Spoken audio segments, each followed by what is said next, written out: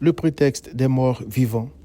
Certains disent que s'ils ne profitent pas du monde et de ses plaisirs à cause de Dieu et qu'il s'avère qu'il n'existe pas, ils auront vécu en vain. Alors ils rejettent Christ. Je crois qu'ils ont tort pour au moins 4 raisons. Premièrement, parce que si Dieu n'existait pas, ces gens n'existeraient pas. Or, ils existent.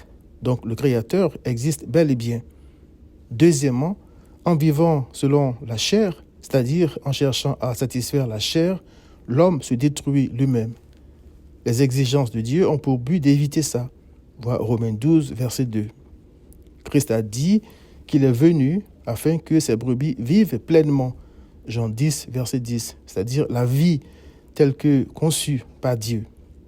Troisièmement, si j'évite le monde et ses plaisirs et qu'à la fin il se trouve que Dieu n'existe pas, je ne serai pas perdant, car j'aurai vécu sainement.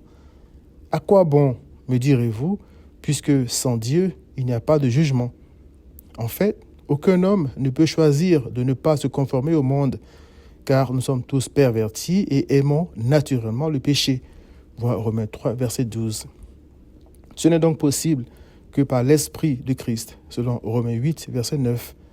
Les croyants résistent aux passions de leur propre chair parce que le Saint-Esprit qui est en eux les empêche de faire ce qu'ils voudraient naturellement faire, c'est-à-dire se conformer au monde.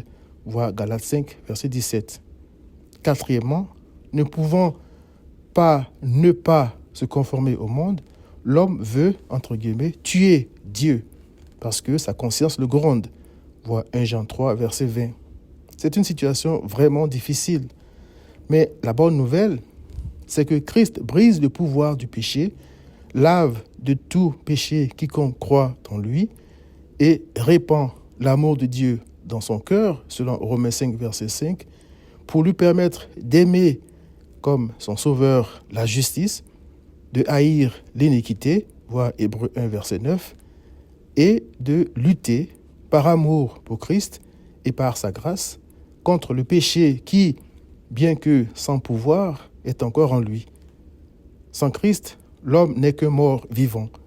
Voir Éphésiens 2, versets 1 à 2, qui pêche non seulement par faiblesse, mais aussi volontairement, avec joie et sans regret. Cher ami, réveille-toi d'entre les morts. Voir Éphésiens 5, verset 14. Viens à Christ.